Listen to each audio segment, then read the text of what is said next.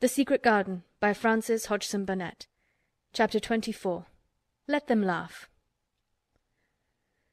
The secret garden was not the only one Dickon worked in. Round the cottage on the moor there was a piece of ground enclosed by a low wall of rough stones. Early in the morning, and late in the fading twilight, and on all the days Colin and Mary did not see him, Dickon worked there, planting or tending potatoes and cabbages, turnips and carrots and herbs for his mother. In the company of his creatures he did wonders there, and was never tired of doing them, it seemed. While he dug or weeded he whistled, or sang bits of Yorkshire moor songs, or talked to Soot or Captain or the brothers and sisters he had taught to help him. "We'd never get on as comfortable as we do," Mrs. Sowerby said, "if it wasn't for Dickon's garden. Anything'll grow for him. His taters and cabbages is twice the size of anyone else's, and they've got a flavour with 'em as nobody's has." When she found a moment to spare she liked to go out and talk to him. After supper there was still a long clear twilight to work in, and that was her quiet time. She could sit upon the low rough wall and look on and hear stories of the day. She loved this time. There were not only vegetables in this garden. Dickon had bought penny packages of flower seeds now and then, and had sown bright, sweet-scented things among gooseberry bushes and even cabbages, and he grew borders of mignonette and pinks and pansies and things whose seeds he could save year after year, or whose roots would bloom each spring and spread in time into fine clumps.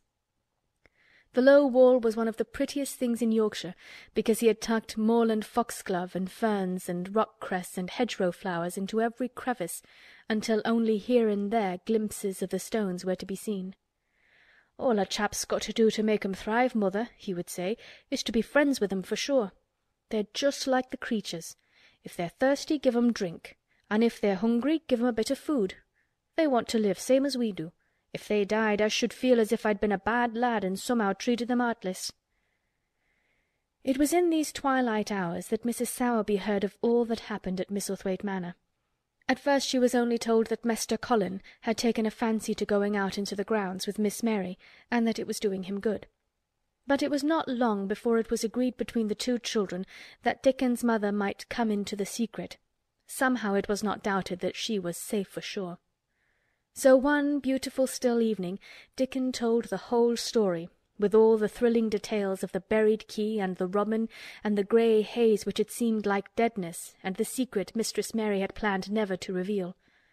The coming of Dickon and how it had been told to him, the doubt of Mester Colin, and the final drama of his introduction to the hidden domain, combined with the incident of Ben Weatherstaff's angry face peering over the wall and Mester Colin's sudden indignant strength, made Mrs. Sowerby's nice-looking face quite change colour several times. "My word," she said, "it was a good thing that little lass come to the manor. It's been the making of her and the saving of him. Standing on his feet, and no soul thinking he was a poor half-witted lad with not a straight bone in him."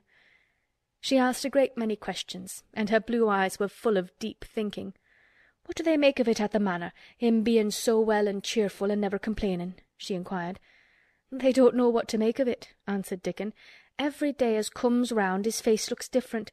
It's filling out, and doesn't look so sharp, and the waxy colour's going. But he has to do his bit of complaining," with a highly entertained grin. "What for, in mercy's name?" asked Mrs. Sowerby. Dickon chuckled. "He does it to keep them from guessing what's happened. If the doctor knew he'd found out he could stand on his feet, he'd likely write and tell Mester Craven. Mester Colin's saving the secret to tell himself. He's going to practise his magic on his legs every day till his father comes back, and then he's going to march into his room and show him he's as straight as other lads. But him and Miss Mary think it's the best plan to do a bit of groaning and fretting now and then to throw folk off the scent." Mrs. Sowerby was laughing a low, comfortable laugh long before he had finished his last sentence. "Eh," she said, "that pair's enjoying theirselves, I'll warrant. They'll get a good bit of acting out of it, and there's nothing children likes as much as play-acting. Let's hear what they do, Dickon lad." Dickon stopped weeding and sat up on his heels to tell her. His eyes were twinkling with fun. "Mester Colin is carried down in his chair every time he goes out," he explained, "and he flies out at John the footman for not carrying him careful enough. He makes himself as helpless looking as he can, and never lifts his head till we're out of sight of the house. And he grunts and frets a good bit when he's being settled into his chair. Him and Miss Mary's both got to enjoying it, and when he groans and complains she'll say, Poor Colin, does it hurt you so much? Are you so weak as that, poor Colin? But the trouble is that sometimes they can scarce keep from bursting out laughing. When we get safe into the garden they laugh till they've got no breath left to laugh with, and they have to stuff their faces into Mester Colin's cushions to keep the gardeners from hearing, if any of 'em's about. The more they laugh the better for 'em, said Mrs. Sowerby, still laughing herself. Good healthy child laughing's better than pills any day of the year. That pair'll plump up for sure. They are plumping up, said Dickon. They're that hungry they don't know how to get enough to eat without making talk. Mr. Colin says if he keeps sending for more food, they won't believe he's an invalid at all. Miss Mary says she'll let him eat her share, but he says that if she goes hungry, she'll get thin, and they mun both get fat at once.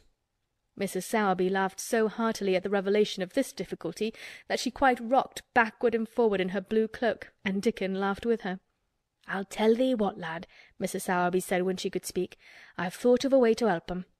When thou goes to him in the mornings, thou shalt take a pail o' good new milk, and I'll bake 'em a crusty cottage loaf or some buns with currants in 'em, same as you children like.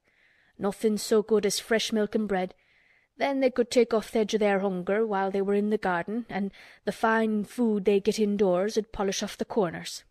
"Eh, mother," said Dickon admiringly, "what a wonder tha'rt! Thou always sees a way out of things. They was quite in a pother yesterday.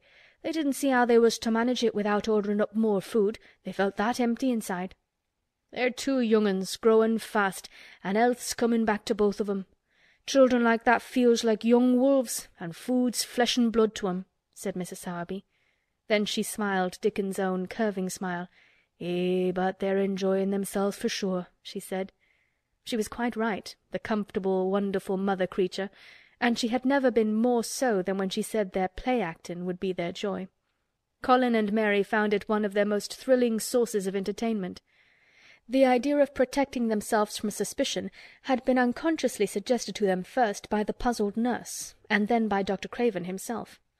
"Your appetite is improving very much, Master Colin," the nurse had said one day. "You used to eat nothing, and so many things disagreed with you." "Nothing disagrees with me now," replied Colin, and then, seeing the nurse looking at him curiously, he suddenly remembered that perhaps he ought not to appear too well just yet. "At least, things don't so often disagree with me. It's the fresh air." "Perhaps it is," said the nurse, still looking at him with a mystified expression. "But I must talk to Dr. Craven about it." "How she stared at you," said Mary when she went away, "as if she thought there must be something to find out." "I won't have her finding out things," said Colin. "No one must begin to find out yet." When Dr. Craven came that morning he seemed puzzled also. He asked a number of questions to Colin's great annoyance. "You stay out in the garden a great deal," he suggested. "Where do you go?" Colin put on his favourite air of dignified indifference to opinion. "I will not let anyone know where I go," he answered. "I go to a place I like. Everyone has orders to keep out of the way. I won't be watched and stared at. You know that." "You seem to be out all day, but I do not think it has done you harm. I do not think so. The nurse says that you eat much more than you have ever done before." "Perhaps," said Colin, prompted by a sudden inspiration, "perhaps it is an unnatural appetite." "I do not think so, as your food seems to agree with you," said Dr. Craven. "You are gaining flesh rapidly, and your colour is better." Perhaps I am bloated and feverish," said Colin, assuming a discouraging air of gloom. "People who are not going to live are often different." Dr. Craven shook his head. He was holding Colin's wrist, and he pushed up his sleeve and felt his arm. "You are not feverish," he said thoughtfully, "and such flesh as you have gained is healthy. If you can keep this up, my boy, we need not talk of dying. Your father will be happy to hear of this remarkable improvement." "I won't have him told," Colin broke forth fiercely. "It will only disappoint him if I get worse again, and I may get worse this very night. I might have a raging fever. I feel as if I might be beginning to have one now. I won't have letters written to my father. I won't! You're making me angry, and you know that is bad for me. I feel hot already. I hate being written about and being talked over as much as I hate being stared at." "Hush, my boy," Dr. Craven soothed him. "Nothing shall be written without your permission. You are too sensitive about things. You must not undo the good which has been done." He said no more about writing to Mr. Craven, and when he saw the nurse he privately warned her that such a possibility must not be mentioned to the patient. "The boy is extraordinarily better," he said. "His advance seems almost abnormal.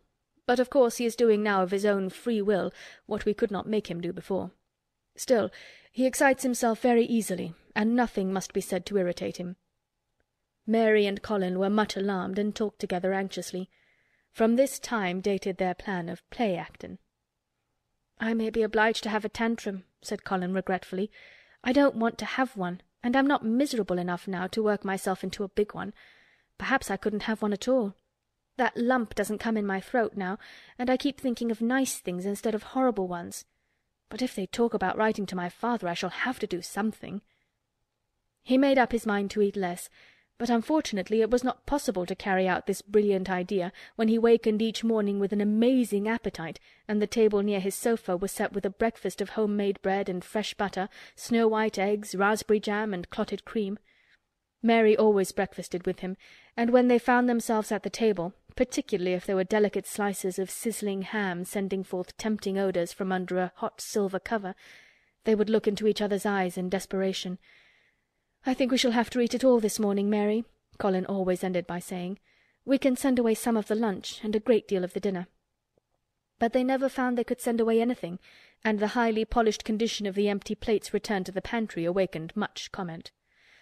"I do wish," Colin would say also, "I do wish the slices of ham were thicker, and one muffin each is not enough for anyone." "It's enough for a person who is going to die," answered Mary when first she heard this, "but it's not enough for a person who is going to live. I sometimes feel as if I could eat 3 when those nice fresh heather and gorse smells from the moor come pouring in at the open window." The morning that Dickon, after they had been enjoying themselves in the garden for about 2 hours, went behind a big rose-bush and brought forth 2 tin pails, and revealed that one was full of rich new milk with cream on the top of it, and that the other held cottage-made currant buns folded in a clean blue and white napkin, buns so carefully tucked in that they were still hot, there was a riot of surprised joyfulness. What a wonderful thing for Mrs. Sowerby to think of! What a kind, clever woman she must be! How good the buns were, and what delicious fresh milk! "Magic is in her just as it is in Dickon," said Colin. "It makes her think of ways to do things, nice things. She is a magic person. Tell her we are grateful, Dickon, extremely grateful." He was given to using rather grown-up phrases at times. He enjoyed them. He liked this so much that he improved upon it. "Tell her she has been most bounteous, and our gratitude is extreme." And then, forgetting his grandeur, he fell to and stuffed himself with buns and drank milk out of the pail in copious draughts, in the manner of any hungry little boy who had been taking unusual exercise, and breathing in moorland air, and whose breakfast was more than 2 hours behind him. This was the beginning of many agreeable incidents of the same kind. They actually awoke to the fact that, as Mrs. Sowerby had 14 people to provide food for, she might not have enough to satisfy 2 extra appetites every day. So they asked her to let them send some of their shillings to buy things. Dickon made the stimulating discovery that in the wood in the park outside the garden, where Mary had first found him piping to the wild creatures, there was a deep little hollow where you could build a sort of tiny oven with stones and roast potatoes and eggs in it. Roasted eggs were a previously unknown luxury, and very hot potatoes with salt and fresh butter in them were fit for a woodland king, besides being deliciously satisfying. You could buy both potatoes and eggs and eat as many as you liked without feeling as if you were taking food out of the mouths of 14 people. Every beautiful morning the magic was worked by the mystic circle under the plum-tree, which provided a canopy of thickening green leaves after its brief blossom time was ended. After the ceremony Colin always took his walking exercise, and throughout the day he exercised his newly found power at intervals. Each day he grew stronger and could walk more steadily and cover more ground, and each day his belief in the magic grew stronger, as well it might.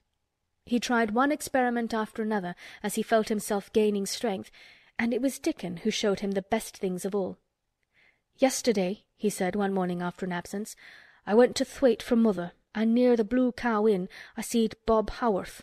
He's the strongest chap on the moor. He's the champion wrestler, and he can jump higher than any other chap and throw the hammer farther. He's gone all the way to Scotland for the sports some years. He's knowed me ever since I was a little un, and he's a friendly sort, and I asked him some questions. The gentry calls him athlete, and I thought of thee, Master Colin, and I says, 'How did tha make thy muscles stick out that way, Bob? Did tha do anything extra to make thyself so strong?' And he says, 'Well, yes, lad, I did. A strong man in a show that came to Thwaite once showed me how to exercise my arms and legs and every muscle in my body. and I says, 'Could a delicate chap make hisself stronger with 'em, Bob?' And he laughed and he says, 'Art thou the delicate chap?' And I says, 'No, but I knows a young gentleman that's gettin' well of a long illness, and I wish I'd knowed some o' them tricks to tell him about.' I didn't say no names, and he didn't ask none. He's friendly, same as I said, and he stood up and showed me good-natured like, and I imitated what he did till I knowed it by heart." Colin had been listening excitedly. "Can you show me?" he cried. "Will you?" "Aye, to be sure," Dickon answered, getting up. "But he says tha mun do 'em gentle at first, and be careful not to tire thysel'. Rest in between times, and take deep breaths, and don't overdo."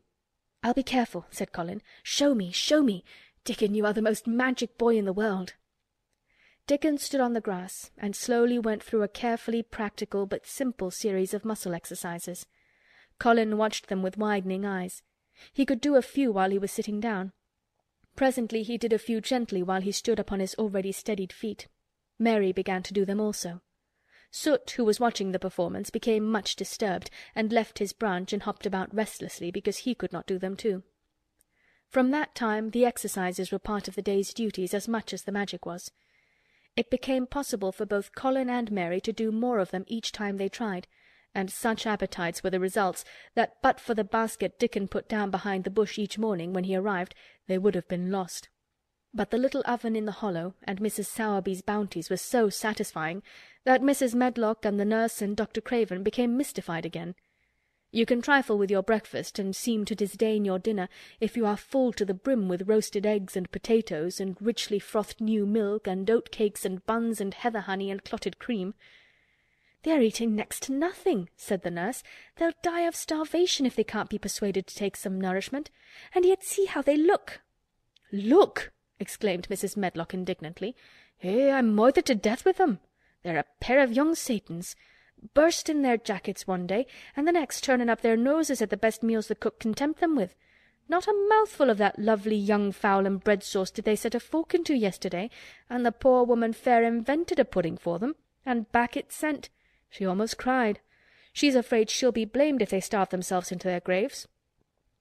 Dr. Craven came and looked at Colin long and carefully. He wore an extremely worried expression when the nurse talked with him and showed him the almost untouched tray of breakfast she had saved for him to look at. But it was even more worried when he sat down by Colin's sofa and examined him. He had been called to London on business, and had not seen the boy for nearly 2 weeks. When young things begin to gain health, they gain it rapidly. The waxen tinge had left Colin's skin, and a warm rose showed through it. His beautiful eyes were clear, and the hollows under them and in his cheeks and temples had filled out. His once dark, heavy locks had begun to look as if they sprang healthily from his forehead, and were soft and warm with life. His lips were fuller and of a normal colour. In fact, as an imitation of a boy who was a confirmed invalid, he was a disgraceful sight. Dr. Craven held his chin in his hand and thought him over. "I am sorry to hear that you do not eat anything," he said. "That will not do. You will lose all you have gained, and you have gained amazingly. You ate so well a short time ago." "I told you it was an unnatural appetite," answered Colin. Mary was sitting on her stool near by, and she suddenly made a very queer sound which she tried so violently to repress that she ended by almost choking. "What is the matter?" said Dr. Craven, turning to look at her. Mary became quite severe in her manner. "It was something between a sneeze and a cough," she replied with reproachful dignity, "and it got into my throat."